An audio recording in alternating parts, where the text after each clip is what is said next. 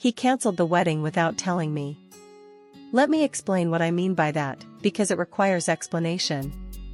He didn't call off the engagement. He didn't come to me and say he had changed his mind or that something had shifted between us or that he needed time to think. What he did was quieter and in some ways more deliberate. He canceled the venue booking, gave a false reason to the coordinator, and said nothing to me for 6 weeks while I continued planning a wedding that was no longer, technically, scheduled anywhere. His name was Robert. We had been engaged for 11 months. The venue was a country house hotel in Sussex, a place we had visited on a Sunday in March, a place I had loved immediately and he had agreed to enthusiastically. I say enthusiastically because I want to be accurate. He was not passive about it, not going along to keep the peace. He asked questions. He talked to the venue coordinator with the manner of someone genuinely invested. He said, on the drive home, that he thought it was perfect. I said I thought so too.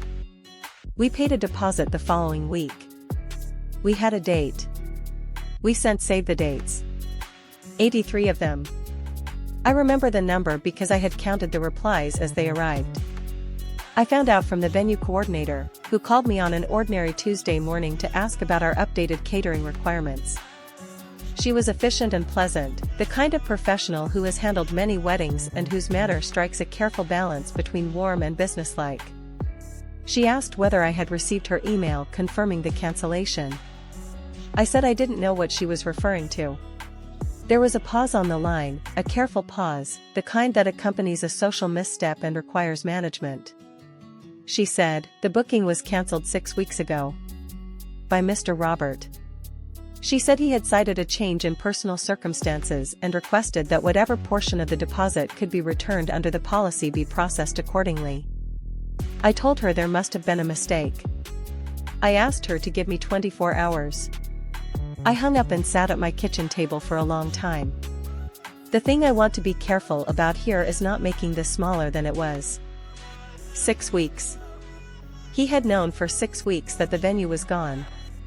He had sat across from me at dinner, had discussed the guest list. We had spent an entire Sunday afternoon with a spreadsheet and a bottle of wine, working through the seating plan, debating which of his relatives I had met and which I hadn't. He had come with me to a florist appointment 3 weeks after the cancellation, had stood in a room full of flowers with a man who was describing centerpiece options for an event that Robert had already quietly dismantled. He had been to that appointment with the relaxed ease of someone who had no reservations. He had opinions about the flowers. He preferred the white arrangements over the blush. I did not call him immediately. I needed to understand what I was dealing with before I spoke to him. I called the venue back and asked for the details of the cancellation, when it was made, what reason was given, whether there was any written record. The coordinator was kind and thorough. She told me what she could. She also mentioned, gently, that the deposit was non-refundable under the circumstances, and asked whether I wanted to discuss options going forward. I said I would be in touch. Over the next 2 days I made several phone calls. I called the caterer, who had not been told. I called the photographer, who had also not been told. I called the florist, who expressed surprise because Robert had seemed so engaged at the appointment. Each of them had received nothing from Robert. The venue cancellation was the only action he had taken. He had cancelled the venue and then continued, for 6 weeks, as though nothing had changed. He had maintained the complete surface of our plans while the foundation of them was already gone. I kept a brief note as I worked through each call, the date I spoke to them, what they confirmed, their tone. By the end of the second day I had a clear record of exactly what had and hadn't been done, and by whom. I thought about that pattern, the single, deliberate action followed by 6 weeks of silence and performance, and I thought about what it said. He had not cancelled the venue in a moment of panic and then been unable to find the right moment to tell me. He had cancelled it and kept going. He had managed his own discomfort by continuing to accept the comfort of my belief in us, while knowing it was already over. Every conversation we had about the wedding in those 6 weeks, every list, every decision, every dinner with my parents where he talked about the day with apparent anticipation, had been conducted from that position. He had sat at those dinners and discussed the day and raised a glass, and he had known. That was the part that stayed with me long after the practical matters were resolved. I told him on a Tuesday evening. I had made dinner, which in retrospect was an unusual choice. I think I needed the activity of cooking to have something to do while I waited for him to arrive. I had printed the coordinator's email, which she had sent to Robert and not to me. I had printed a brief timeline, the date of the cancellation, the florist appointment that came 3 weeks later, the seating plan afternoon, the dinner with my parents. I put the papers on the table when he came through the door. He arrived with the ordinary manner of someone who has had a routine day and is hungry and looking forward to an evening at home. He saw the papers.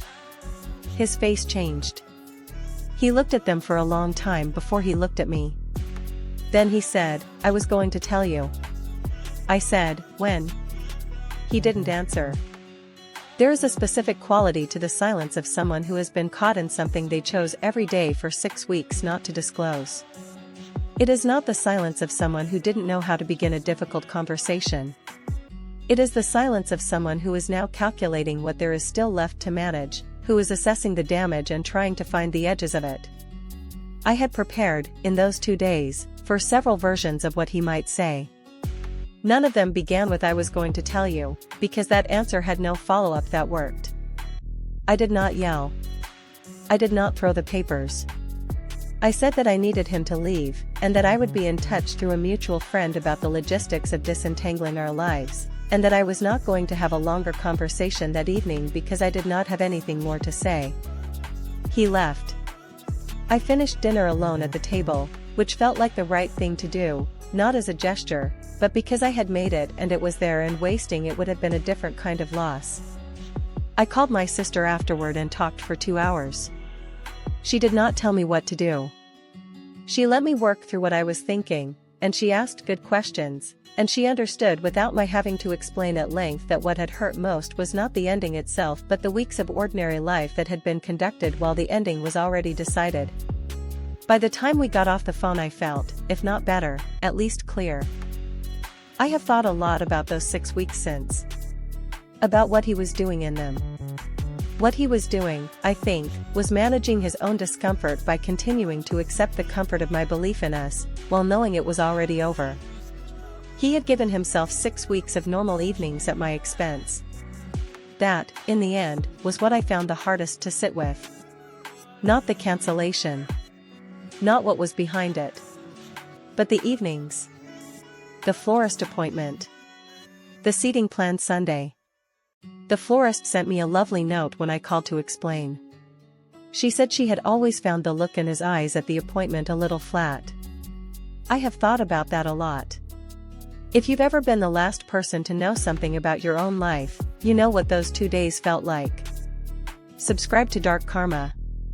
New story every Thursday, Saturday, and Sunday.